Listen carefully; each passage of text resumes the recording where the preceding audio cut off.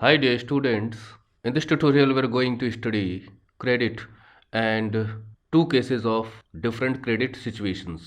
Means कि अगर credit पे कोई लेन देन होता है तो उसकी वजह से जो सिचुएशन है it can create positive returns making your life better और it can worsen your life and can lead to you a debt trap. उधार के चक्र में आपको फंसा भी सकती है। क्रेडिट सिचुएशंस ऐसी भी होती हैं। Okay let's start. अब पहले समझते हैं क्रेडिट है क्या। अगर आम बोलचाल की भाषा का हम प्रयोग करें तो हमें कह सकते हैं कि उधार लेना। आप उधार क्या लेते हो? आप पैसा भी उधार लेते हो लोगों से, है ना? और उस पैसे को ले जाके कहीं और ट्रांजैक्शन आप करते हो किसी भी चीज़ के लिए। आप चीज़ें खरीदते हो, you by things, purchase goods, उधार। और सर्विसेज भी आप उधार ही ले लेते हो, यू बाई सर्विसेज आल्सो। और तीनों में क्या चीज़ इन्वॉल्व है? तीनों में एक चीज़ इन्वॉल्व है कि भाई अभी दे दो हमें, हम बाद में आपको पेमेंट कर देंगे। मतलब we will pay later on but let us we have the things now. तो एक प्रकार से transaction which is being done now, मतलब कि अभी जो ट्रांजेक्शन हो रहा है उसका जो पेमेंट है वो पेमेंट इंस्टेंट नहीं हो रहा है। मतलब उसका पेमेंट अभी नहीं हो रहा है, इसका पेमेंट फ्यूचर में होगा। ओके। और आप प्रॉमिस करते हो, मतलब जिसको चीज़ें दी जा रही हैं वो प्रॉमिस करता है कि मैं फ्यूचर में इसका पेमेंट कर दूंगा और उसकी कुछ टर्म्स एंड कंडीशंस होंगी जिनको फॉलो करते हुए ये होगा। तो ट्रांजेक्शन हो रहा है तो उसमें दो लोग कम से कम तो इन्वॉल्व है ना। मतलब जो सर्विस प्रोवाइड कर रहा है, जो गुड्स को दे रहा है आपको, और साथ में जो मनी आपको दे रहा है, उस व्यक्ति और आपके बीच में जो फ्यूचर पेमेंट का वादा कर रहा है, दोनों के बीच में कम से कम एक ट्रस्ट है। Just make it a point. एक ट्रस्ट है कि ये इस पे भरोसा कर रहा है कि हाँ फ्यूचर में मुझे पेमेंट दे देगा।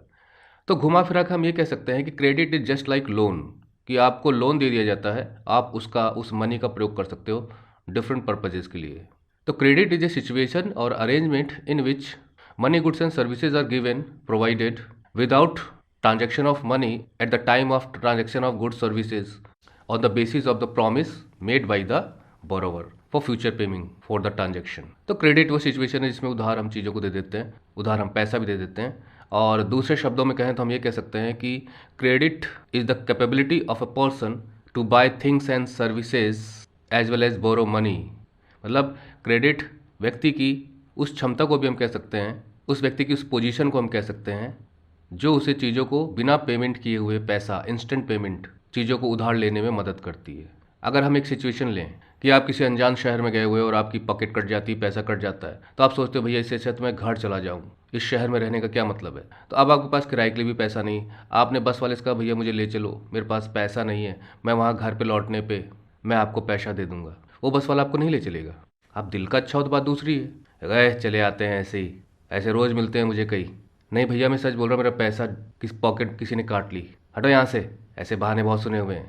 आप किसी दुकान में गए, भैया एक बिस्किट का पैकेट दे दीजिए, मैं बहुत परेशान हूँ, भूखा भी हूँ, मेरा पैसा किसी ने पॉकेट से निकाल लिया। वो आपको हो सकता है ना दे, कहेगा भैया मैं तो आपको जानता भी नहीं, आप सच बोल रहे हो झूठ बोल रहे हो पता नहीं, लेकिन मैं आपको नहीं दे सकता। आपकी क्रेडिट ही नहीं है ना उस शहर में, नोबडी नोज यू। ट्रस्ट कैसे करेगा कोई आप पे? उसे पता है कि हम दे देंगे तो फ्यूचर में आदमी पता नहीं हमें मिले ना मिले, पता नहीं कहाँ से आया है। और वहीं जहाँ आप रहते हो उस स्ट्रीट में कोई दुकान है, वहाँ जाओगे जहाँ से आप सामान अक्सर लेते रहते हो। यार आज मैं पैसा भूल गया, पता नहीं क्या बात, लाओ एक बिस्किट का पैकेट दे दो। ले लो भैया, पैसा जाएगा कहाँ, आप तो यहीं के रहने वाले हो और बराबर आप पैसा पे भी करते रहते हो। तो आपकी पेमेंट हिस्ट्री के आधार पे कि आप कभी भी क्रेडिट पे कोई सामान लेते थे तो समय पे आप उसका फ्यूचर पेमेंट का वादा निभा देते थे कि नहीं निभा देते थे, उसके आधार पर आपको सामान आपके शहर में मिल जाएगा।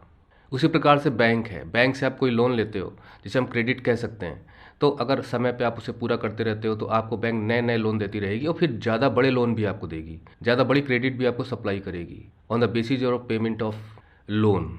इसकी वजह से जो बैंक से लोन लेता रहता है उसका क्रेडिट स्कोर बनता है। तो ये एक व्यक्ति की अपनी क्षमता भी होती है कि वो कितना वो बोरो कर सकता है मार्केट से, बैंक से, लोगों से। कोई भी बिजनेस हो, काफ़ी कुछ पैसा उसका क्रेडिट पे होता है, मार्केट में होता है, उधार सामान गया हुआ होता है। और कहते हुए लोग सुन जाते भैया इतना पैसा अभी मार्केट में पड़ा है, वो आ जाए तो मैं दुकान में लगा के दुकान को बढ़ा दूँ। स्कूल में फ़ीस लोग नहीं पे कर पाते हैं और दो दो तीन तीन महीने की बाकी रह जाती, पाँच पाँच महीने की बाकी रह जाती, हो सकता है हर स्कूल की स्थिति ना हो और फिर भी बच्चे पढ़ते रहते हैं। तो वो सर्विस स्कूल की ले रहे हैं but they have not paid the fees up to the month needed. तो इस तरह से क्रेडिट पे बहुत कुछ चलता है, it is a part of our life. और सिंपल टर्म में credit is just like loan. So okay, let us see what is given in the book.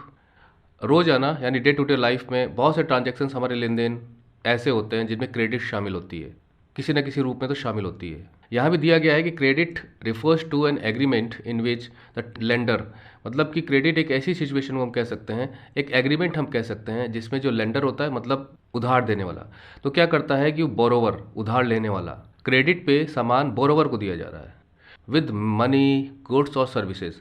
तो जो लेंडर है वो गुड्स प्रोवाइड कर सकता है, अगर वो सर्विस प्रोवाइडर सर्विस प्रोवाइड कर सकता है, और कोई पैसा उधार भी मांग रहा है, मतलब मनी उधार मांग रहा है जिसे वो आगे चल के कहीं और यूज़ करेगा, तो वो भी लेंडर उसे देता है। लेकिन बदले में उसे एक वादा मिलता है कि हम फ्यूचर में आपको पेमेंट कर देंगे, यानी कि जो भी टर्म्स एंड कंडीशंस है उसको फुलफिल करते हुए, उसको पूरा करते हुए हम पेमेंट आपको कर देंगे। तो credit is an agreement between the lender and the borrower by which the lender provides goods, services and money in return for a future payment promised by the borrower with terms and conditions of lending और credit।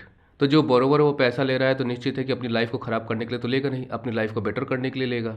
अब मिलेगा इसलिए क्योंकि किसी कुछ की credit होगी कुछ ना कुछ, जो मैंने आपको बताया कि क्रेडिट आदमी की साख होती है, पता होती है कि वो क्रेडिट पे सामान ले सकता है कि नहीं ले सकता, हर एक को नहीं मिलेगा।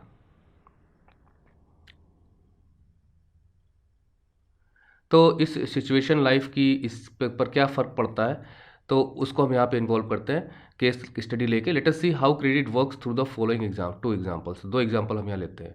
हाँ, एक चीज़ आपको ध्यान में रखनी है कि क्रेडिट में रिस्क होता है, इसलिए इससे बचना ही चाहिए, जब तक ज़रूरी ना हो इसमें इन्वॉल्व नहीं होना चाहिए। एनीवे, देखते हैं क्या होता है आगे। त्योहारों का सीज़न है और इस सीज़न में, जो कि 2 महीने बाद कोई सीज़न फेस्टिवल का आने वाला है, तो एक जूता बनाने वाला है जिसका नाम सलीम है, और उसे एक बड़ी लार्ज व्यापारी से ऑर्डर मिले हैं 3,000 जूते के पेयर्स तैयार करने का, और वो भी 1 महीने में डिलीवर कर देना है। तो ट्रेडर ने अगर इनको दिया है ऑर्डर, तो निश्चित है कि वो आगे चल के ट्रेडर भी उससे पैसा कमाएगा फेस्टिव सीजन में। अब जो सलीम है वो ऑर्डर ले लेता है, लेकिन इस प्रोडक्शन को टाइम पे पूरा करने के लिए सलीम को कुछ और वर्कर्स को रखना पड़ेगा। अब वर्कर्स रखोगे तो पैसा देना पड़ेगा। उन वर्कर्स से वो स्टिचिंग कराएगा, मतलब सिलाई कराएगा जूतों की, और जो जूतों में चिपकाने का काम होता है वो करेंगे वो लोग। इसके अलावा रॉ मटेरियल भी चाहिए, क्योंकि आप कोई मैन्युफैक्चरिंग करेंगे तो बिना रॉ मटेरियल के लिए कैसे कर पाएंगे, और इन सबको खर्चा करना पड़ेगा इनमें। तो इन एक्सपेंसेस को पूरा करने के लिए सलीम क्या करता है, लोन लेता है, और वो भी 2 सोर्सेज से लोन लेता है, मतलब ही टेक्स लोन फ्रॉम 2 सोर्सेज। तो पहले तो क्या करता है कि वो जो लेदर सप्लायर होता है, जो चमड़ा सप्लाई करता है, क्योंकि जूते चमड़े के बनेंगे ऐसा ऑर्डर में रहा होगा, तो उससे वो उधार चमड़ा ले लेता है। पैसा नहीं देता, वो क्रेडिट पे लेता है, और उसके बाद प्रॉमिस करता है कि भाई हम बाद में आपको पैसा दे देंगे। अब जो लेदर सप्लायर है वो सलीम को लेदर तभी सप्लाई करेगा जब उसे पता होगा कि सलीम कौन है, कहाँ रहता है, और क्या फ्यूचर में उससे पेमेंट मुझे मिल पाएगा कि नहीं मिल पाएगा। मतलब क्रेडिट 2 चीज़ों की तरफ इशारा करती है। जो बोरोवर है उसकी खुद की क्रेडिट कैसी है, मतलब पेमेंट हिस्ट्री कैसी है उसकी, और क्रेडिट यानी कि जो चीज़ without payment, instant payment supply की जा रही है। Payment is not being done now, it will be done in future. तो उसे लेदर मिल जाता है, तो एक सोर्स तो हो गया लेदर सप्लायर से। सेकंड है कि वो कुछ कैश भी लेता है फ्रॉम द लार्ज ट्रेडर, मतलब जिसने ऑर्डर दिया है उसी से, एडवांस पेमेंट के रूप में फॉर 1,000 पेयर्स ऑफ शूज़, और उसे भी कहता है कि वो सब कुछ अगले महीने के अंत तक प्रोड्यूस करके दे देगा। तो ऐसा भी होता है कि जो ऑर्डर देते हैं तो उनसे कहते हैं भैया कुछ एडवांस दे दो। एडवांस का मतलब होता है कि आप सामान तैयार होने के बाद जो पैसा आप हमें दोगे, कुछ हिस्सा पहले दे दो। और जो ट्रेडर्स होते हैं, जो कंपनीज होती हैं, वो दे देती हैं कि उन्हें भरोसा होता है कि भाई हमें इन्हीं से काम कराना है। और एडवांस का मतलब ये होता है कि जो ड्यू नहीं है अभी आपको और आप तब मांग रहे हो, तो वो एडवांस कहलाएगा, एडवांस पेमेंट। और ये होता है किसी ज्वेलरी की शॉप पे आप जाओगे, मतलब कोई भी चीज़ खरीदने आप जाओगे, कोई ऑर्डर आप देना चाहते हो, तो जाके भाई कहो भाई कितना पैसा बनेगा, भाई पूरा का पूरा का जो बिल है वो 20,000 रुपये बन रहा है। ओके ठीक है, फिर वो डेट बताई जाएगी, तब तक तैयार करके दे देना, और लो ये 5,000 एडवांस ले लो। ओके ओके, तो फिर वो बाद में 5,000 काट के 15,000 पे किया जाएगा, जब वो जो भी बातचीत हुई है, जो भी सप्लायर करने की बातचीत हुई है, उसे जब वो तैयार करके देगा। तो वो 1,000 पेयर यानी कि 3,000 में से 1,000 पेयर का एडवांस ले लेता है। अभी उसने प्रिपेयर करके दिया नहीं है, बना के दिया नहीं जूता, तो एडवांस मुझे मिल जाता है। और उसके बाद महीने के अंत में सलीम क्या करता है कि वो ऑर्डर को डिलीवर कर देता है, मतलब पूरी तरह से वो प्रोड्यूस करके 3,000 जूते वो दे देता है, और प्रॉफिट भी कमाता है उसमें, और उस प्रॉफिट से वो मनी जो उसने बोरो की थी वो दे देता है। मतलब क्रेडिट जो उसने सामान लिया था, रॉ मटेरियल लिया था, और कुछ एडवांस पेमेंट लिया था, उन सबको पूरा कर देता है। तो इस केस में क्या होता है कि सलीम को क्रेडिट मिलता है मतलब उधार सामान मिलता है, एडवांस पेमेंट मिलता है जो उसे वर्किंग कैपिटल प्रोवाइड करता है। आपने पढ़ा होगा वर्किंग कैपिटल और फिक्स्ड कैपिटल के बारे में कि वर्किंग कैपिटल में रॉ मटेरियल्स शामिल होते हैं जिन्हें कंज्यूम कर दिया जाता है प्रोडक्शन प्रोसेस के दौरान, और फिक्स्ड कैपिटल वो होती है जो हम इन्वेस्ट करते हैं। तो जिस चीज़ में इन्वेस्ट करते हैं उस चीज़ को काफ़ी समय तक हम यूज़ करते हैं। अब जैसे एक फार्मर है, वो बीज खरीदता है, फर्टिलाइजर खरीदता है, वो यूज़ कर डालता है, आज खरीदा कल यूज़ कर लेगा। लेकिन अगर वो ट्रैक्टर में इन्वेस्टमेंट करता है, थ्रेशर में इन्वेस्टमेंट करता है, चारा काटने वाली मशीन में इन्वेस्टमेंट करता है, तो फिर वो उन चीज़ों को लंबे समय तक यूज करे। They will remain fixed for many years, they will not be use like the seed and fertiliser instantly. तो फिक्स्ड कैपिटल ये है और वर्किंग कैपिटल ये है जो फिलहाल काम चलाने के लिए ज़रूरी होता है। तो उसे वर्किंग कैपिटल मिल जाती है, और उसके बाद जो क्रेडिट है, मतलब जो उधार उसको सारी चीज़ें मिलती हैं, उससे वो क्या करता है, meet the ongoing expenses of production, production के पूरे खर्चे निकाल लेता है, प्रोडक्शन कंप्लीट करता है समय पे, और उसकी अर्निंग बढ़ जाती है। क्योंकि फिर वो अगर वो समय पे कर देगा और एडवांस पेमेंट अगली बार जब वो ट्रेडर आएगा तो एडवांस पेमेंट करने में उसको दिक्कत नहीं होगी, और वो और बड़े ऑर्डर दे सकता है, और लोगों को बताएगा भैया सलीम से काम कराओ, अच्छा काम करता है, क्वालिटी प्रोडक्ट देता है। धीरे धीरे बिजनेस ऐसे ही बढ़ता है। तो यहाँ तो credit has helped Salim, that is credit therefore plays a vital and positive role in this situation. यहाँ पे क्रेडिट ने एक पॉजिटिव रोल प्ले किया, सिचुएशन को और पॉजिटिव बना दिया। और एक क्रेडिट पे अगर उसे सामान ना मिला होता, मतलब credit has played a vital role also, तो शायद वो ऑर्डर को पूरा ना कर पाता। आइए अब एक दूसरा केस देखते हैं, और ये स्वप्ना का केस है। सलीम का तो हमने पढ़ लिया, सलीम तो खुश है। अच्छा, स्वप्ना जो है एक छोटी किसान है और वो मूंगफली उगाती है, और उसके पास 3 एकड़ ऑफ लैंड है। तो वो मनी लेंडर से उधार लेती है। अब देखिए यहाँ पर वो मनी लेंडर से हम बहुत अच्छी नज़र से नहीं देखते हैं, क्योंकि जो क्रेडिट सप्लायर होता है वो इंटरेस्ट भी चार्ज कर सकता है कि भाई मैं आज आपको पैसा उधार दे रहा हूँ, तो मुझे जब आप वापस करोगे तो इतना इंटरेस्ट उस पर जोड़ के वापस करना। अच्छा, इसे क्यों क्रेडिट की आवश्यकता पड़ती है, उधार की आवश्यकता पड़ती है? क्योंकि उसे कल्टीवेशन करना है, खर्चा निकालना है कल्टीवेशन का, उसकी जुताई करनी होगी, उसमें बीज की ज़रूरत पड़ेगी, खाद की ज़रूरत पड़ेगी, पानी की ज़रूरत पड़ेगी। तो वो सोचती है कि जब मेरा हार्वेस्ट तैयार होगा, मतलब फसल तैयार होगी, तो वो फिर लोन को रीपे कर देगी। लोन का रीपे का मतलब ये है कि जैसे 10 रुपया 100 रुपया आपने उधार लिया है, और उसके बाद मान लीजिए उसमें कुछ इंटरेस्ट लग गया 3%, तो आपको 103 रुपये देना है। तो आप इससे जो हार्वेस्ट अपनी तैयार करोगे, फसल काट पीट के उसे बेचोगे, तो मान लीजिए बेचा आपने 500 रुपये में, तो आप 103 आसानी से लौटा सकते हो। This is called repaying loan. लेकिन ये एग्रीकल्चर सेक्टर जो है एक प्राइमरी सेक्टर है और नेचुरल रिसोर्सेज का यूज़ करता है। तो इसलिए क्या होता है कि मिडवे थ्रू द सीजन, तो क्रॉप के सीजन के दौरान ही कुछ बीमारी उसके क्रॉप्स को लग जाती है, कीड़े वगैरह लग जाते हैं, और उसकी क्रॉप ख़राब हो जाती है। अब क्या करे स्वप्ना, स्वप्ना क्या क्या करती है कि क्रॉप्स पे स्प्रे कराती है, वो भी पेस्टिसाइड का स्प्रे कराती है कि भाई कुछ फसल बच जाए, कीड़े मर जाएं। अब पेस्टिसाइड कॉस्टली होते हैं, तो उससे कोई ज़्यादा फ़र्क तो पड़ता नहीं है, और उसकी वजह से उसका खर्चा और हो जाता है, और मनी लेंडर को पे नहीं कर पाती, रिपे नहीं कर पाती, और उसका उधार बढ़ जाता है over the year into a large amount, क्योंकि वो फिर कुछ और उधार लेती होगी। मनी लेंडर अक्सर गांव के उसी रहने वाले लोग होते हैं, उसी टाउन के रहने वाले लोग होते हैं, और वहीं के रहने वाले लोगों को वो पैसा उधार देते हैं, और वहीं से उससे वो कमाई करते हैं उसके इंटरेस्ट से, जिन्हें महाजन साहूकार कहा जाता है। आपने पुरानी फिल्मों में ज़रूर इनके किस्से देखे होंगे, किस प्रकार से एक्सप्लॉइट करते थे सिचुएशन ऑफ पुअर पीपल। तो अगले साल क्या है कि स्वप्ना फिर से लोन ले लेती है कल्टीवेशन के लिए, और वो मनी लेंडर इसलिए दे देता है क्योंकि उसकी नज़र उसकी ज़मीन पे होगी। It is a normal crop this year, अब की बार क्रॉप ठीक ठाक होती है, लेकिन अर्निंग्स इतनी ज़्यादा नहीं होती हैं कि वो लोन को कवर कर सके, पुराना लोन। जैसे इस साल जो लोन लिया उसको तो पे कर पाती है, अब पुराना लोन भी तो है ना, पिछले साल जो लिया था, यहाँ हमने पढ़ा था। तो एक प्रकार से वो डेट में फंस जाती है, मतलब वो उधार लेके उधार चुकाना, फिर भी उधार का बाकी रहना, फिर नया लोन लेना नई कल्टीवेशन के लिए, फिर पुराने को चुकाने की कोशिश करना, तो उधार बढ़ता चला जाता है। तो उधार के चक्कर में फंस जाती है, और जिसकी वजह से वो सोचती है कि लाओ मैं ज़मीन का एक टुकड़ा बेच देती हूँ और उसके बाद मैं उधार चुका देती हूँ।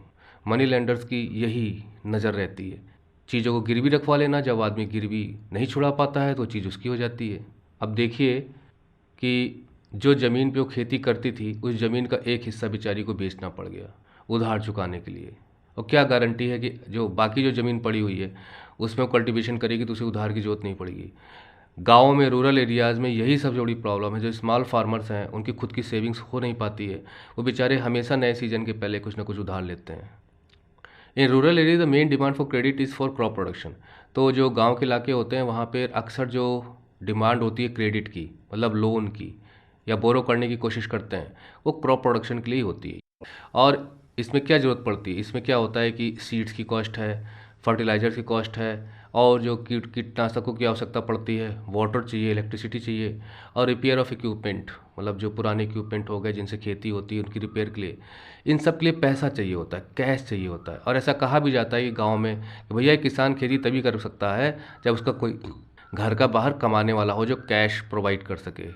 और there is a minimum stage of 3 to 4 months, लगभग 3 से 4 महीने का वक्त होता है। मतलब क्या वक्त होता है, जब जो किसान है वो इनपुट्स को खरीदता है। देखिए सीजन जब क्रॉप का शुरू होता है, जैसे पैडी सीजन है ना, तो वो शुरू हो जाता है जून में मानसून के साथ ही। तो उसी समय जो इनपुट्स वो यूज़ करता है, सीड हैं, फर्टिलाइजर्स हैं, सिंचाई है, जुताई है, इनमें वो पैसा लगाता है और उसके लिए वो उधार लेता है, क्रेडिट पे सामान लेता है। तो उसके बाद जो वो फसल को बेचता है तो कई महीने बाद वो ये काम कर पाता है, तब तक बेचारा उधार में पड़ा रहता है वो। तो farmers usually take crop loans at the beginning of the season. तो इसलिए सीजन की शुरुआत में वो लोग क्रॉप लोन लेते हैं। देखिए यहाँ पे क्रॉप लोन्स लिख दिया गया, मतलब क्रॉप के लिए, फसल उगाने के लिए, खेती के लिए। और उसके बाद वो हार्वेस्ट के बाद उसे बेचते हैं। Repayment of the loan is crucially dependent on the income from farming. तो इसलिए जो लोन लिया गया है उसका जो रीपेमेंट है, मतलब लोन का चुकाना, क्रूशली मतलब वेरी इंपॉर्टेंट, वो इनकम फार्मिंग से कितनी हो रही उस पर डिपेंड करता है। मतलब एक फार्मर अगर लोन लेता है तो उस लोन को रीपे करने की क्षमता इस पर डिपेंड करती है कि उसका क्रॉप रिटर्न कितना है, उसकी फार्मिंग से इनकम कितनी है।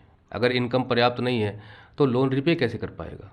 अब स्वप्ना के केस में क्या हुआ, उसका क्रॉप फेलियर हुआ और लोन रिपेमेंट इम्पॉसिबल हो गया। वो कैसे पे कर पाएगी जब उसकी इनकम ही नहीं हो पाई, और उसकी वजह से ज़मीन का एक टुकड़ा बेच देती है। उसकी इनकम से वो कहीं ना कहीं, वो इनकम क्या कहलाएगा, वो तो ज़मीन उसका टुकड़ा हिस्सा जा रहा है, उसको तो लॉस हो रहा है, लेकिन फिर भी उससे जो पैसा मिलता है वो लोन को रिपे करती है। तो क्रेडिट यहाँ पे instead of helping Swapna, Swapna की हेल्प करने की बजाय, उसकी अर्निंग्स को इम्प्रूव करने की बजाय लेफ्ट हर वर्स ऑफ, उसकी कंडीशन को और ख़राब कर देता है credit. This is an example of what is commonly called debt trap. इसी को हम कहते हैं डेट ट्रैप, जिसे हम एक विशियस सर्किल भी कहते हैं। मतलब एक ऐसे सर्किल को आप जानते हैं कि अगर सर्किल बना के अगर आपको दे दिया जाए, यू कैन नॉट टेल कि इसका शुरुआती पॉइंट कौन सा है। Did the circle began here और हेयर और हेयर, तो इसमें कोई पड़ जाता है तो ऐसे घूमता रहता है, घूमता रहता है। ये विशेष सर्किल इकोनॉमिक्स में कई चीज़ों के लिए यूज़ किया जाता है। यहाँ पे इसे डेट ट्रैप बनाया गया है, यानी उधार के चक्र में फंस जाती है, उधार के जाल में, जंजाल में फंस जाती है और उससे निकलना बहुत मुश्किल है। तब लोग क्या करते हैं, अपने घर ज़मीन ये सब बेचते हैं, ये किसी तरह से यहाँ से निकल के आए। तो क्रेडिट इन दिस केस, इस केस में क्रेडिट है pushes the borrower into a situation from which recovery is very painful, यानी recovery is very painful. Credit ऐसी सिचुएशन में पहुंचा देती है स्वप्ना को जहां से उसे वापस लौटना बड़ा मुश्किल हो जाता है, उसकी लाइफ और पुअर हो जाती है। तो in one situation credit helps to increase earnings. तो एक सिचुएशन ऐसी है जिसमें क्रेडिट से अर्निंग्स इंक्रीज होती हैं, सलीम की सिचुएशन ऐसी है, ठीक है। और वो व्यक्ति और बेटर ऑफ पोजीशन में होता है पहले की अपेक्षा। और in another situation because of the crop failure, दूसरी सिचुएशन में क्रॉप फेलियर की वजह से क्रेडिट जो है वो व्यक्ति को डेट ट्रैप में घसीट ले जाता है, उधार के जाल में वो फंसा देता है, और उसके चक्कर में उसे अपनी लैंड का एक पोर्शन बेचना पड़ता है। हम बिल्कुल साफ तौर पे कह सकते हैं कि इसकी सिचुएशन वर्स ऑफ हो जाती है पहले की अपेक्षा। यानी अगर हम बिफोर लें तो बिफोर सलीम की जो सिचुएशन थी वो बेटर होती है, और अगर हम स्वप्ना का लें, दोनों का ऐसे ही नाम है, तो बिफोर की अपेक्षा उसकी सिचुएशन वर्स हो जाती है। Here the credit had positive effect, here the credit has negative effect on the situation. तो क्रेडिट वुड बी यूज़फुल और नॉट। तो क्रेडिट पे आप सामान लेते हो, क्रेडिट का लेन देन में यूज़ करते हो, तो वो यूज़फुल है कि नहीं है, वो डिपेंड करता है रिस्क फैक्टर पे कि आपकी क्षमता रिस्क उठाने की कितनी है in the situation, and whether there is some support in case of loss. और अगर क्रेडिट के बाद अगर आपको नुकसान होता है तो क्या कोई और आपका सपोर्ट बेस है कि नहीं है। सपोर्ट बेस का मतलब ये है कि आपको क्रेडिट पे तभी जाना चाहिए, क्रेडिट पर सामान तभी लेना चाहिए, क्रेडिट का यूज़ तभी करना चाहिए जब आपको पता हो कि अगर मैं नहीं रीपे कर पाऊंगा तो मेरे पास सपोर्ट है, मैं वहाँ से कर लूँगा। यानी अगर आपकी पर डे की इनकम 100 रुपीज़ है और अचानक आपको 500 रुपये की जरूरत पड़ जाती है, तो आप ले सकते हो, क्योंकि आपको मालूम है कि 5 दिन में मैं 500 रुपये कमा लूँगा, 5 दिन की इनकम समझ लूँगा नहीं हुई और मैं पे कर दूँगा। तो अपनी हैसियत के हिसाब से लेना चाहिए लोन। अभी स्वप्ना का कोई बेटा होता या बेटी होती जो बाहर कमाई कर रही होती तो वो आ जाती, हेल्प कर देती इसकी। तो क्रेडिट उतना ही लीजिए जितना आप चुका सको, और ना चुकाने की स्थिति हो तो आपको पता है कि भाई ये लोग आके मेरी हेल्प कर देंगे या मेरी ये संपत्ति मुझे हेल्प कर देगी। स्वप्ना के केस में सिर्फ उसकी ज़मीन थी एक सपोर्ट बेस, और उसने उसको बेचा और अपनी सिचुएशन को सही करने की कोशिश की। ये टेबल दिया गया भरने के लिए, तो इसे आप बहुत आसानी से भर सकते हो कि उसे ऑर्डर पूरा करना था प्रोडक्शन का, और इसे क्रॉप क्लियर होना चाहिए था। रिस्क यहाँ पे भी रिपेमेंट ऑफ लोन का था, यहाँ पे भी रिपेमेंट ऑफ लोन का था। आउटकम क्या था? बेटर कंडीशन और वर्स कंडीशन हो गई उसकी। ये डेट ट्रैप में फंस जाती है, यहाँ पे इसकी प्रॉफिट इंक्रीज होती है। यहाँ एक क्वेश्चन पूछा गया है कि सपोज सलीम को बराबर ऑर्डर मिलते रहते हैं तो क्या होगा? 6 साल बाद उसकी स्थिति और अच्छी हो जाएगी, क्योंकि उसने प्रूफ किया है कि वो क्वालिटी प्रोडक्ट दे सकता है। और दूसरी चीज़ ये है कि नेचुरल रिसोर्सेज पर डायरेक्ट मैन्युफैक्चरिंग तो हो नहीं रही यहाँ पे। स्वप्ना के केस में क्या है कि नेचुरल रिसोर्सेज थे, तो पानी बरसता है, कभी नहीं बरसता, कीड़े मकोड़े क्रॉप में लग जाते हैं, क्लाइमेट साथ देती है, वेदर कंडीशन साथ देती है कि नहीं देती, बहुत से फैक्टर्स यहाँ पे होते हैं। यहाँ ऐसी बात नहीं थी, तो उसे लेदर सप्लायर लेदर देता रहेगा और एडवांस पेमेंट लेके वो प्रोडक्शन पूरा करता रहेगा और बढ़ाएगा अपने बिजनेस को। स्वप्ना की सिचुएशन में रिस्क क्या था? स्वप्ना की सिचुएशन में रिस्क ये था कि एक तो वो प्राइमरी सेक्टर में प्रोडक्शन कर रही थी, तो पेस्टिसाइड्स कीट लगी जाते हैं फसलों में। मनी लेंडर ने भी उसको चूसने में कोई कमी नहीं रखी, क्योंकि मनी लेंडर ने निश्चित है कि काफ़ी हाई इंटरेस्ट पे लोन दिया होगा, और क्लाइमेट की तो अपना रोल था ही। ये सिचुएशन रिस्की थी इसकी, जबकि यहाँ पे इस तरह का रिस्क इन्वॉल्व नहीं था, क्योंकि 3,000 जूतों का पहले से ही प्राइस तय होगा कि भाई ये जूते कितने में, ऑर्डर का तक का पूरा एक प्रकार से एग्रीमेंट हुआ होगा ना कि भाई ये 20,000 रुपये में 3,000 पेयर्स तैयार करके आपको देने हैं। तो उसे मालूम है कि 20,000 लेने के बाद मेरा कॉस्ट कितना आएगा, लेदर का कितना आएगा, इसका कितना आएगा, भाई 15,000 आएगा, 5,000 मेरे पास फिर भी बचेगा।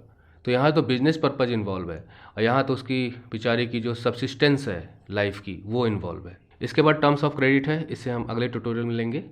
Okay, Ajit sir says you good bye. Thank you for watching the video tutorial. Study well, score well.